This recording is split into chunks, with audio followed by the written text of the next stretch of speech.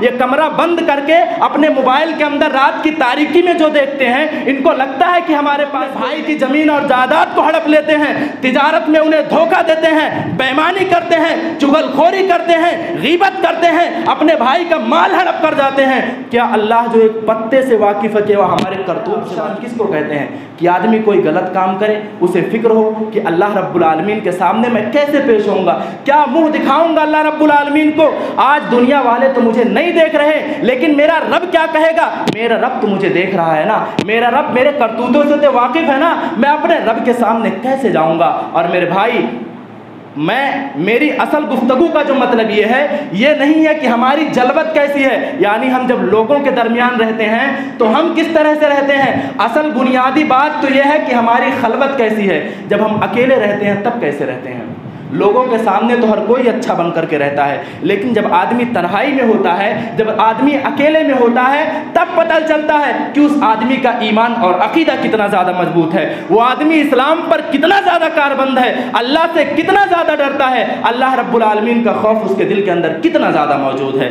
اللہ رب العالمین سے، کیونکہ اللہ رب العالمین نے بیان فرمایا ہے، منافقوں کی صفت بیان فرمائی ہے کہ یستخفون من الناس ولا یستخفون من اللہ، کہ منافق تو لوگوں کے سامنے شرم اور حیا کرتے ہیں، لوگوں کے سامنے شرم اور حیا کرتے ہیں، بے حیائی کے کام نہیں کرتے ہیں جس سے معاشرہ ناپسند کرتا ہو، لیکن یہ لوگ اللہ رب العالمین سے شرم نہیں کرتے، اللہ رب العالمین سے یہ شرم نہیں کرتے، اللہ رب العالمین سے حیا نہیں کرتے۔ یہ تنہائی میں جو باتیں کرتے ہیں، ان کو لگتا ہے کہ اللہ رب العالمین نہیں جانتا۔ یہ کمرہ بند کر کے اپنے موبائل کے اندر رات کی تاریکی میں جو دیکھتے ہیں، ان کو لگتا ہے کہ ہمارے پاس کوئی نہیں ہے۔ یہ رات کی تاریکی میں یا تنہائی میں، دن کے اجالے میں، یا کسی بھی ایسے مقامات پر جہاں دنیا کا کوئی آدمی انہیں نہیں دیکھ رہا ہوتا ہے، انہیں یہ لگتا ہے کہ ان کا کوئی نگہبان نہیں ہے، انہیں کوئی دیکھنے والا نہیں ہے۔ میرے بھائی، آج دنیا کی آنکھوں سے تو چھپ کر کے ہم بہت سارے کام کر لیتے ہیں، لیکن اس رب کے بارے میں آپ کیا کہو گے جس نے بیان فرمایا ہے، جس نے کہا وَلَقَدْ خَلَقْنَا الْإِنسَانَ وَنَعْلَمُ مَا تُوَسْوِسُ بِهِ نَفْسُهُ وَنَحْنُ أَقْرَبُ إِلَيْهِ مِنْ حَبْلِ الْوَرِيدِ إِذْ يَتَلَقَّى الْمُتَلَقِّيَانِ عَنِ الْيَمِينِ وَعَنِ الشِّمَالِ قَعِيدٌ مَا يَلْفِظُ مِنْ قَوْلٍ إِلَّا لَدَيْهِ رَقِيبٌ عَتِيدٌ۔ اس رب کو تم کیا منہ دکھاؤ گے؟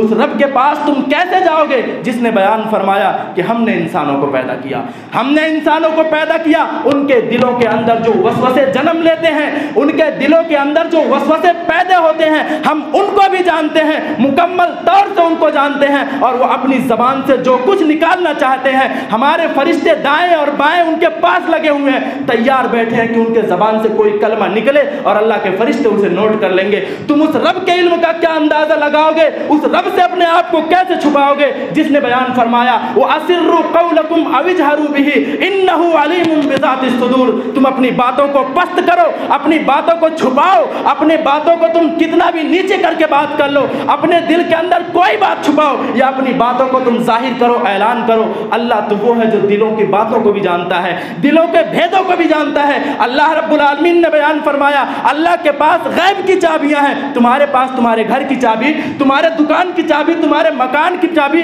اس رب سے تم کیسے چھپ سکتے ہو جس کے پاس غیب کی چابی؟ اس اللہ نے بیان فرمایا اس روئے زمین پر ایک پتا بھی ٹوٹ کر نہیں گرتا مگر وہ ہمارے علم میں موجود ہوتا ہے۔ اللہ اکبر، اربوں خربوں نہ جانے کتنے پیڑ پودے، کتنے نباتات اس روئے زمین پر موجود ہے۔ اللہ کہہ رہا ہے کوئی ایک پتا اگر ٹوٹ کر کے گرتا ہے، کب ٹوٹا، کیسے ٹوٹا، کتنا پلٹی مارتا ہوا زمین پر گرا، کب تک ٹکے گا، کب سڑ جائے گا، کب ہوا اسے اڑا لے جائے گی، اللہ رب العالمین ساری چیزوں کو جانتا ہے۔ تو بھلا آپ اندازہ لگاؤ، آج ہم اپنے بھائی کی زمین اور جائیداد کو ہڑپ لیتے ہیں، تجارت میں انہیں دھوکہ دیتے ہیں، بےایمانی کرتے ہیں، چغل خوری کرتے ہیں، غیبت کرتے ہیں، اپنے بھائی کا مال ہڑپ کر جاتے ہیں۔ کیا اللہ جو ایک پتے سے واقف ہے کہ وہ ہمارے کرتوت سے واقف نہیں ہے؟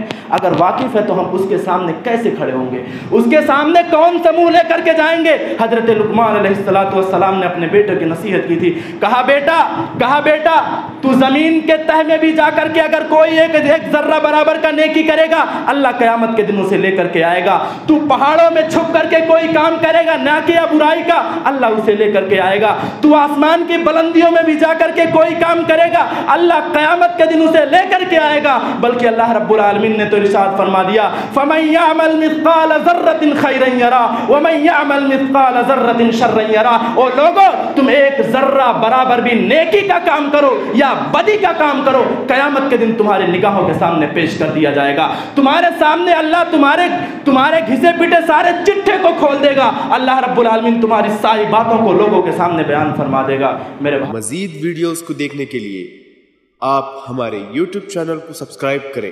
فجزاکم اللہ خیرا.